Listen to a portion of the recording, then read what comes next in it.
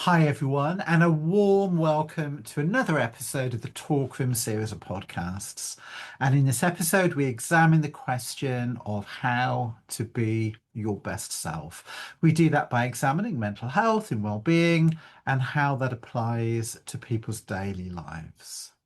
For those people who have yet to see any of our previous podcasts, I'd like to introduce my co-presenter, Wendy, who's an accredited CBT psychotherapist and EMDR therapist in private practice and has been involved in the field of mental health and well-being more generally for over 35 years now. Wendy, an absolute pleasure to be here with you again. Thank you, and a pleasure to be with you, Ian. And I would like to return the favour and introduce you. So, Ian, you are a senior accredited National Counselling and Psychotherapy Society member and the founder of Hope Therapy and Counselling Services. So, lovely to speak to you. Thank you, Wendy. I understand that the topic for today's podcast is all about coping with adversity in an uncertain world. So maybe just help people to understand what that means exactly. Yes, certainly, Ian. More than happy to do this. And I think what is happening at the moment is you might find yourself in your phone and you're searching and you're scrolling for terms such as the Iran war latest news, Iran war live, US versus Iran Israel war explained, what's happening in Iran today and the world, and also the consequences of this war. And probably at the same time, you'll also be noticing that your body feels tense, your sleep is really bad, your mind is racing, and you just can't seem to switch off. Then this episode is for you.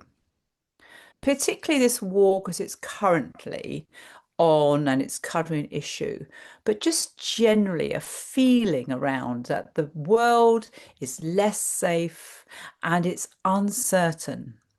And that's the difference, isn't it? That the feeling that things are out of your control. And then it causes us terrible feelings of anxiety, stress, and trauma.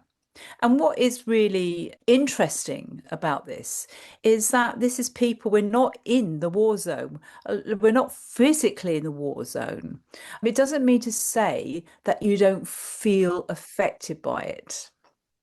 So, what I want to do is to offer some strategies, say 12 practical evidence-based strategies drawn from a range of techniques taken from a range of therapies like CBT, compassion focused therapy, mindfulness, and all that type of thing, just to help people to cope with this uncertain world that we now feel we live in.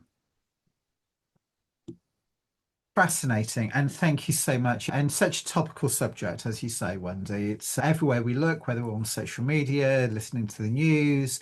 It's absolutely everywhere, isn't it? So the topic is about how this war and generally the current feeling of world uncertainty affects our well-being and how we can develop skills to cope with that situation. Yeah, that's absolutely right. That's spot on, Ian. Very good summary there. And what I want to emphasize is this topic is not about telling you don't care. We worry about things we care about. And it's not about trying to be detached and cold and not care at all. It's about getting that fine balance about learning how to stay informed, but not being psychologically or emotionally overwhelmed. And I think it's really important for us to notice within ourselves, are we feeling more anxious, more tearful, more irritable, more panicky, watchful, or more emotionally exhausted? Now, if you have any of those symptoms, it really does not mean that you are weak. It just means that we are human, we're responding to threats, and that's how our body is made. Absolutely that. So why does this war and continual feeling of uncertainty, not knowing how it may continue to impact on our lives, cause us to feel the level of anxiety, the level of stress that it seems to cause for people? Yeah, absolutely. Really good question, that Ian. Very good question. And I think there's several things that contribute to it. So the one thing is just a general feeling of uncertainty. Okay, it's something we don't know the end to, we can't control, we don't know what's happening. So there's a speculation about what might happen. There's loads of talk of what might happen and things getting worse. Oh, yeah, we're okay, but things are going to get worse. Okay, we're okay now, but inflation's going up. You know, anxiety feeds on the unknown. Okay. So there is talk of, for example, retaliation. Okay. Starting again, escalation, more countries being involved. Of course, how it's affecting us, like, oh, high petrol costs. And now our holidays are going to be cancelled, as well as everything else, or they might be cancelled. We don't know. Again, that anxiety feeds uncertainty. And also, of course, what's going to happen is our inflation rate is going to go sky high now, and the cost of living is going to be enormous, and none of us are going to afford anything. The impact it has on our possible threat, the threat it can have on our well-being, our mortgages, the threat of missile strikes, fragile peace talks, that there's no closure there.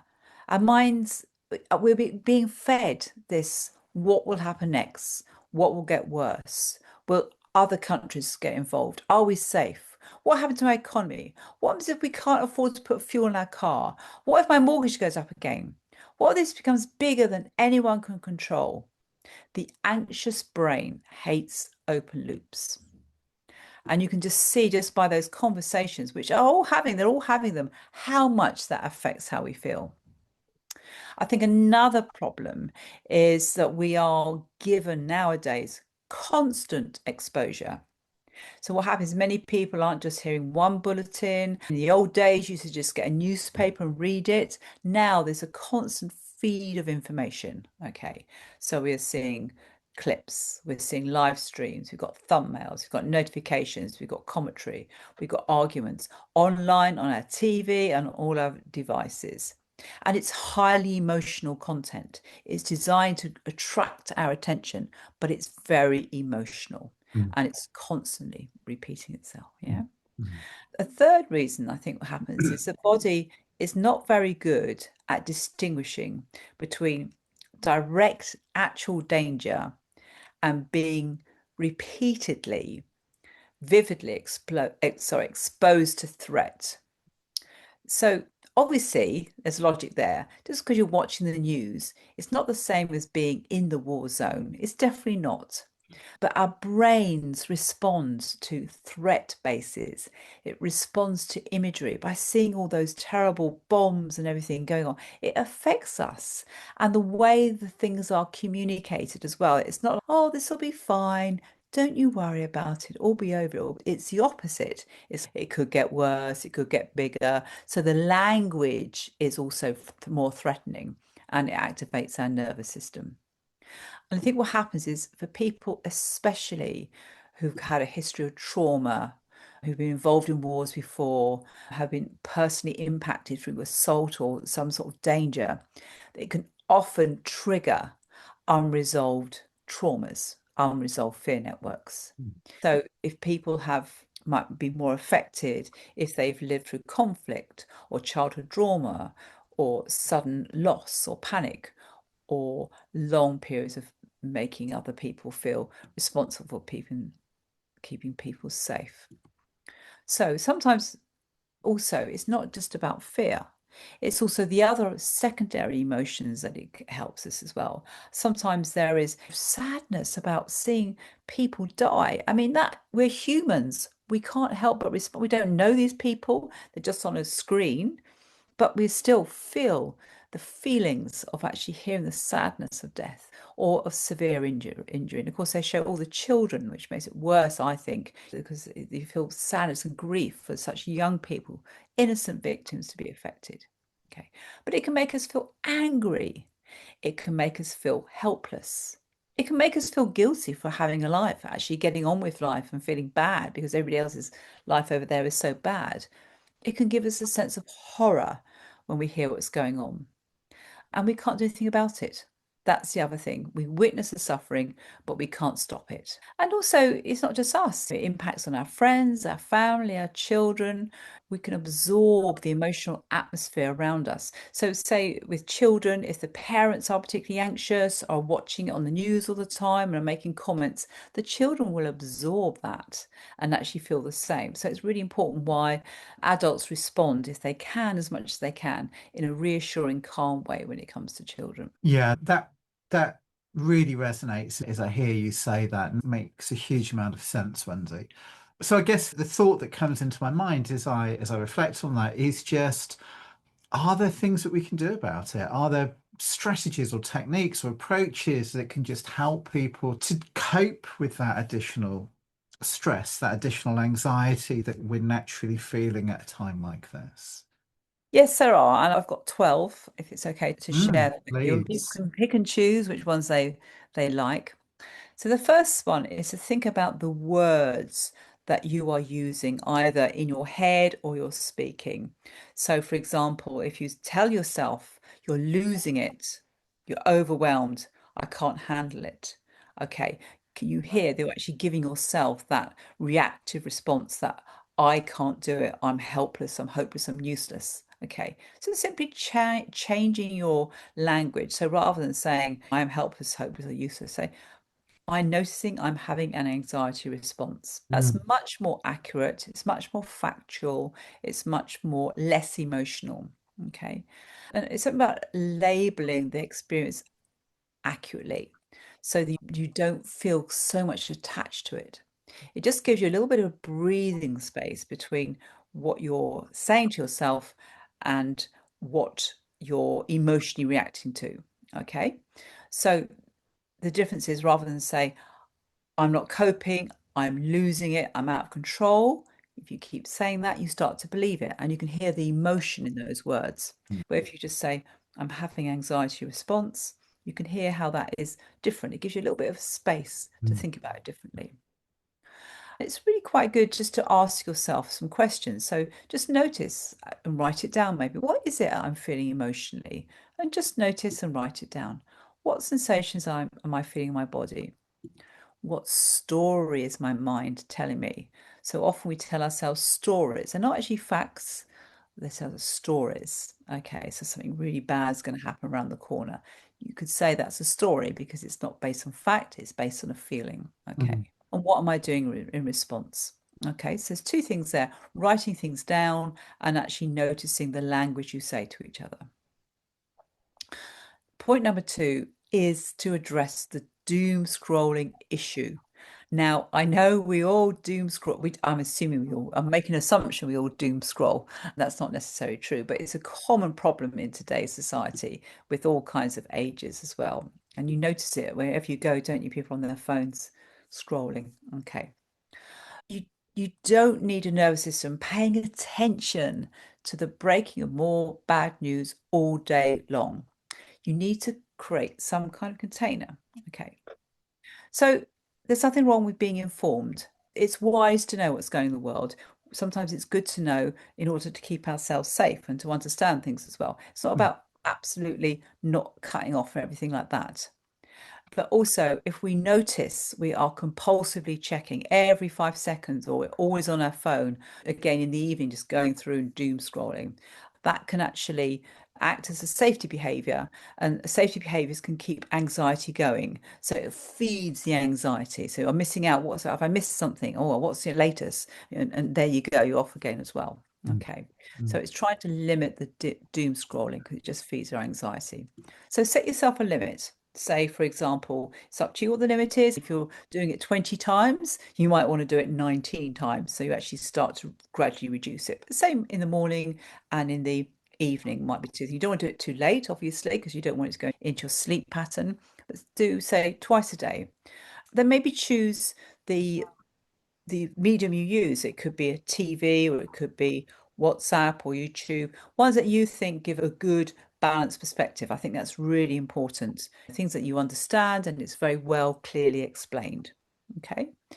Obviously, late evening, I know they have the news on at 10. It's not a good time to start watching bad news because obviously it's in your head and you can go away and think about it and your mind has to process that. It can really affect your sleep. Mm. So ideally, not watching all this stuff before you go to bed is a good idea.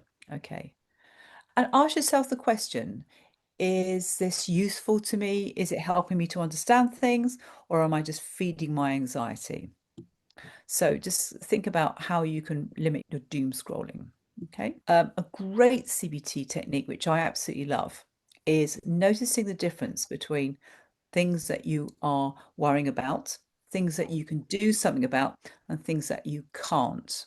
Okay. Is it a solvable problem or an unsolvable worry?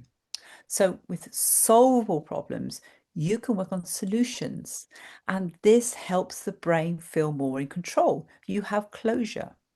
You can have a structured plan to help to deal with the problem, and that can give you back that sense of control. Now, unsolvable worries need a different response. So, a solvable worry, as we just said, is I can limit my social media. I can create a plan, I can write it down when, what, and how long. Okay, so you've got structure there. So, another example of a solvable problem is I can make sure that I speak calmly to my children. I can do something about that. I can't do something about the war, but I can actually nurture them and reassure them and use a calm, warm voice that helps to explain it to them if they've heard about it, but to give that reassurance. Okay, you can do that. An example of an unsolvable worry would be, will this escalate into a wider war? Okay, you can't solve that worry. It's just there. You can't do anything about it. Okay. But what you can do is set yourself, it's called a worry time. Say early evening. Again, we don't want late evening. You're actually going to set aside half an hour and you're going to have a really good worry. You're going to worry about everything that's bothering you. You can write it down, you can express it, you can do poetry, you can make music, whatever it is, but you're working on the worry. And then you stop. So you just try to defer the worry throughout the day. Okay, I'm going to do my worry time at 5, 6 o'clock, have a good old worry, and then stop again. It does take a little bit of discipline doing this, but it is actually a really good technique. Okay, number 4, present moment. Okay, so the problem with anxiety, it tends to be all in the future. But actually, if you use a grounding technique, it brings you back to the present moment. Okay.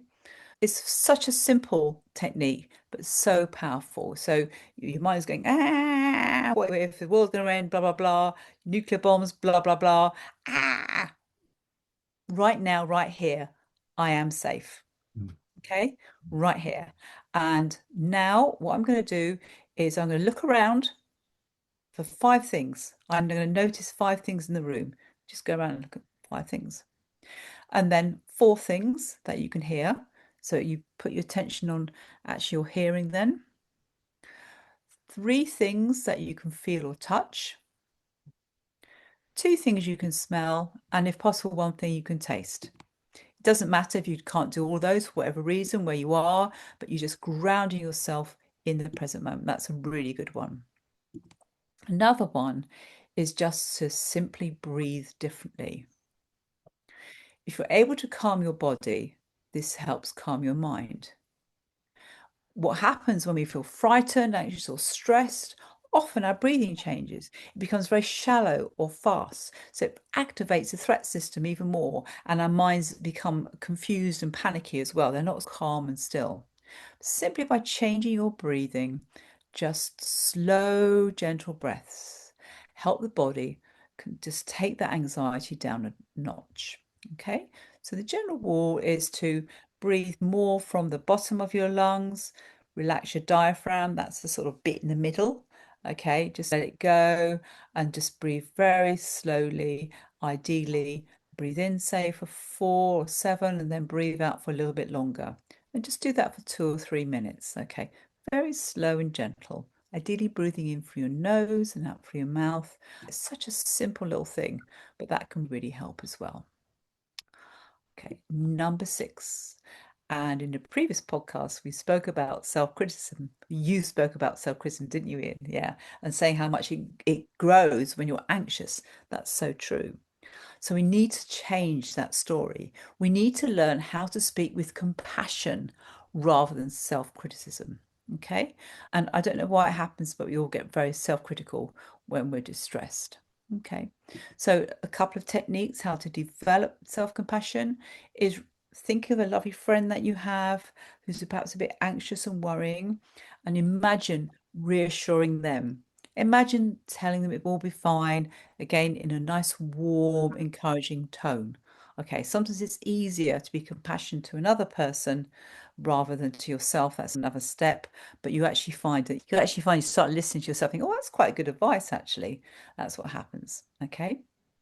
And just having like compassionate statements which are true and validating. Okay, so an example of a compassionate statement, I know this has affected me. I know, and it's human. I am human. I'm hearing all these terrible things, and I understand it is affecting me. Okay. I understand why my body is on high alert. That makes sense to me. Okay. I need to practice warm, kind, reassuring words. And you can write them on a piece of paper and repeat them. You can go down and use YouTube videos and look for kindness meditation or compassion meditation and just listen to that. That's a really good way of doing it as well. 'Cause you don't have to put the effort in yourself. You're just listening to some really lovely, warm, gentle, reassuring words. Okay. And there's a website on compassion as well you can go to and download some resources there. There's some on mine as well. I'm sure there is on yours on compassion. Okay, so it's like a little skill that you can develop. Number 7, working on noticing the difference between thoughts and facts. And this is very CBT, cognitive behavior therapy. Okay, so our anxious minds always goes to the catastrophizing and over generalizing. So we say things like, nothing is safe. We are all in danger. Everything is going to go wrong. Something bad is going to happen. Can you hear those global statements, which are so catastrophizing, worst case scenario? Okay. Now we understand that you might have these thoughts and be worried, but we also need to remind ourselves that it hasn't happened yet. Okay. So rather than saying that everything's going to go wrong, you can say to yourself, I'm noticing that I'm having a thought that everything is going wrong. And that's where the difference is. There's a little bit of a gap there between everything is going to go wrong and I am noticing I'm having a thought. Okay, so differentiating between emotional response and actually putting in the fact that it is just a thought, it's not a fact. And keep on practicing that. That's such a good one. I often say to myself things like, okay, what's a thought and what's a fact? I'm wearing a white lacy top. Is that a thought or a fact? Well, it's a fact, isn't it? But a thought could be, I can't, it's going to be really snowy tonight. Okay, that's a thought. It's Mm. going to be really snowy tonight. You can hear that, can't you? So actually, no, hang on a minute. That is a thought. I need to find a fact here. I need to be a bit more rational. There's no evidence it's going to be snowy tonight, but it is factual that I'm wearing a lacy top. Okay, and that is so powerful in all kinds of ways in CBT. You can use that in lots of different situations, not just this one. What's a thought and what's a fact? Focus number 8 is focus on areas that you are in control. So the whole world feels chaotic now. What can I do today which focuses in on what is important in my life so that I feel I am living my life? Okay, so this comes from acceptance and commitment therapy, and it's all about living your life according to your values. What does that mean? It's actually thinking more and more about what's important to you, what makes life meaningful to you. It could be loved ones, it could be family members, it could be a particular hobby that is meaningful to you, interests that you have. And the idea is you actually take one of those actions and do one of those actions so that you feel as though you've got a sense of achievement from those actions. Okay, so an example could be if you've got young children, you focus on them, do something meaningful or fun with them. Just focus on the children. They're great because they're very good at being in the moment, children, and having a fun time there. It could be just mucking about in the garden, something very simple. Or maybe relationships are important to you. That's part of your values. So think of a friend that you can talk to. Maybe that friend's being a bit anxious or a bit lonely, and you can have a good old chat and laugh. It doesn't have to be about the war. It can be just something completely different. Okay. And maybe think of something to talk to, something you're grateful for as well, something that you really appreciate in your life. That's good. So it's really important that with your own mental health, regardless of what's going on, you feel you do things that you enjoy and are meaningful to you. Okay. And it could be just, this might sound silly, but a lot of people say they love a little bit of a clean. They like the feeling of control in the house. They like to have a bit of a tidy up and a clean. And that's fine. It can give them a sense of achievement. Or going out in the garden and just looking at the garden, enjoying the garden. If you have a garden, or if you don't have a garden, if you have an indoor plant, just going there and just giving it a bit of tenderness and everything like that, or seeing if it's grown, little things like that you can do around the house. Or maybe start something new. Maybe start a new hobby, something you can do in the house as well. It could be art and crafts or something like that, or creating music. So many resources now we can actually have, and it can just give you that sense of meaning again. Also, appreciating nature. That's always good. You can hardly fail if you don't appreciate nature. So, again, it could be going for a walk and actually looking around and appreciating nature. Nature's wonderful because it really does survive, doesn't it?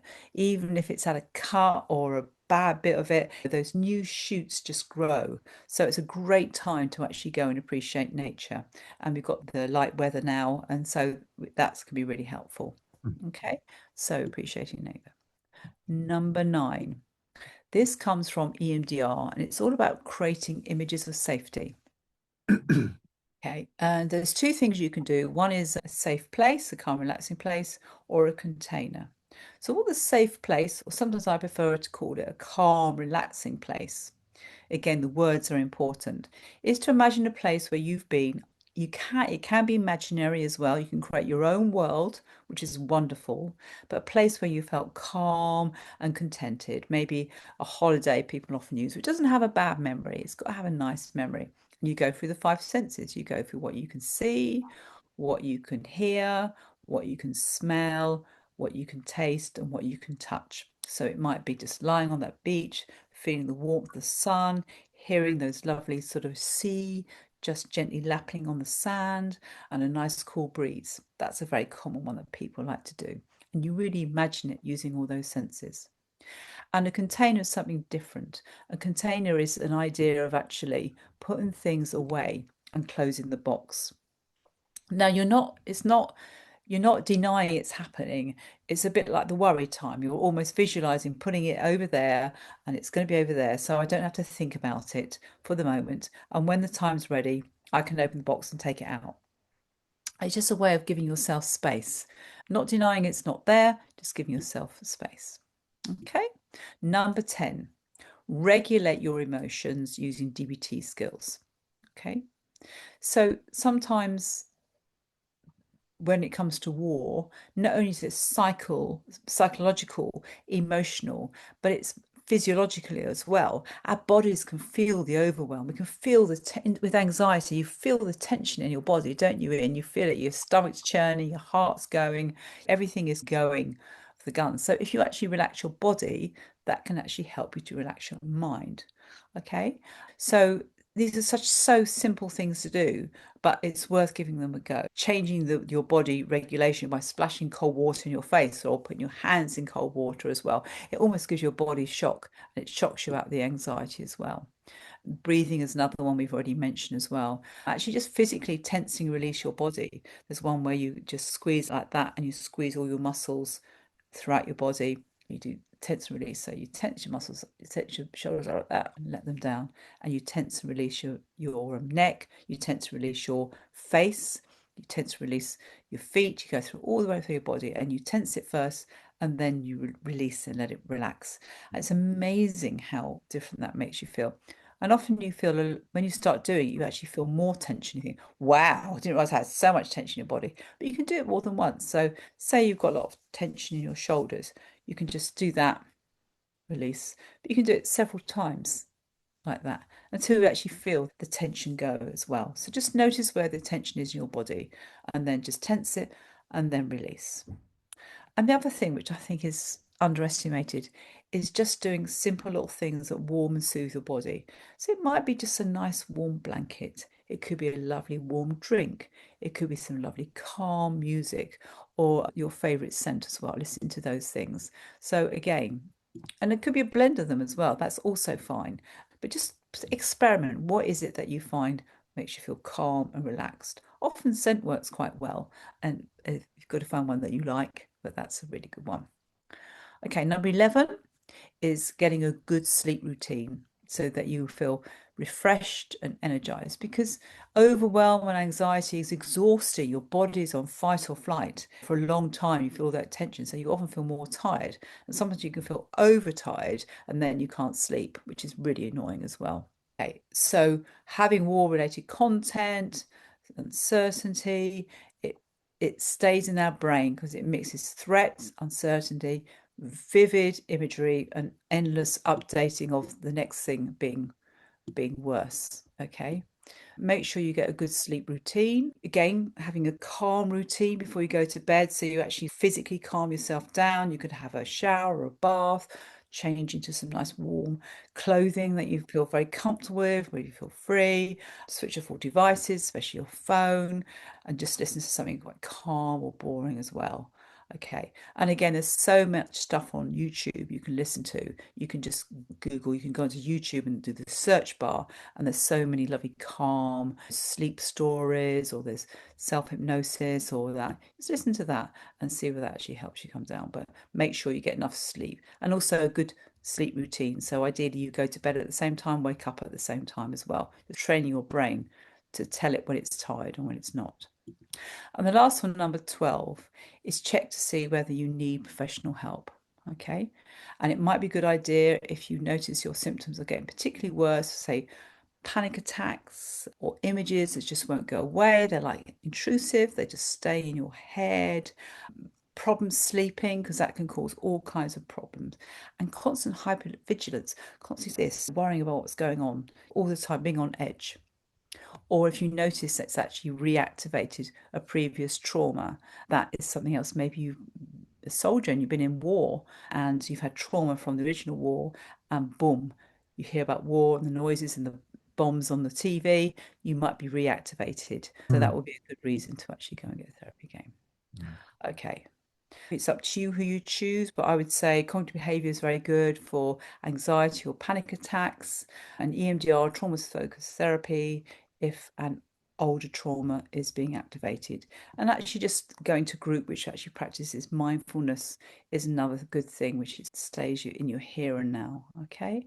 And don't wait until it's too late. Don't wait until you're exhausted.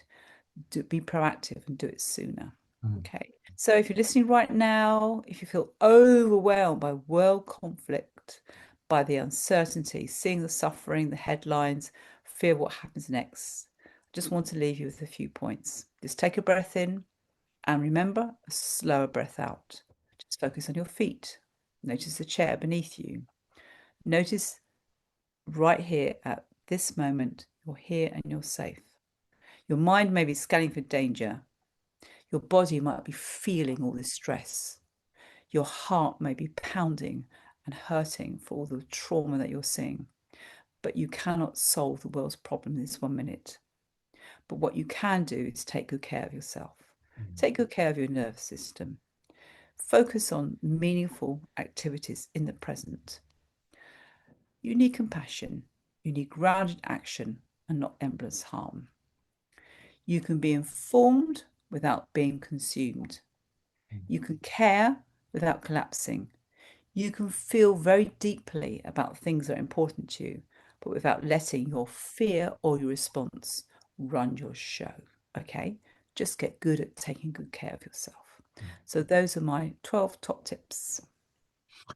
Absolutely fascinating, and so much depth and richness in there, Wendy. So thank you so much just for sharing all of that with the listeners. So finally, Wendy, if people have listened to this podcast and they're thinking about reaching out and finding a professional, what should they do next? I mean, there are find one that you think you get on with and who's competent and will help you as well. If people want to know about what I offer, my website is called wendycastellino.com because that's my name. And it's got free resources it's got a calm, relaxing place you can download right now and try that. It's got breathing exercises and mindfulness for the body as well. So there's lots of things that you can do, lots of free resources there. And you can just email me and we can have an informal conversation. If you think it's right for you, we can arrange some therapy.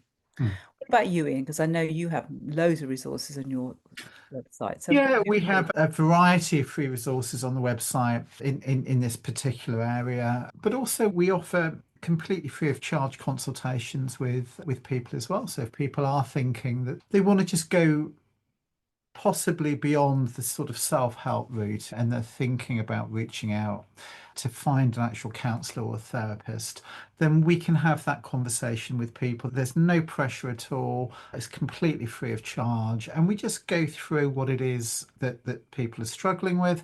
And we talk about the various options that are available. We have a whole team of people right the way throughout England. We can either work online or where we have people, we can work face to face. But just taking a look at the website is a really good place to start. www.hopefulminds.co.uk. That's www.hopefulminds.co.uk. So really just for me to thank you, Wendy, for another absolutely fascinating podcast, full of depth, full of richness, lots and lots of information in there that I'm sure many people will be really inspired by, and just that sense of hope that comes with it. One favour to ask to all of our viewers, I know that a lot of people watch the podcast but haven't necessarily subscribed to it. It really does help if people subscribe, and that way you're just guaranteed to be notified when the next episode comes out as well. So do subscribe, just takes a second to do, and I look forward to seeing you again shortly in the next episode, Wendy. Yeah. Yeah. Thank you very much, Ian, and all those who are listening. Most appreciated. Thank you. Bye bye.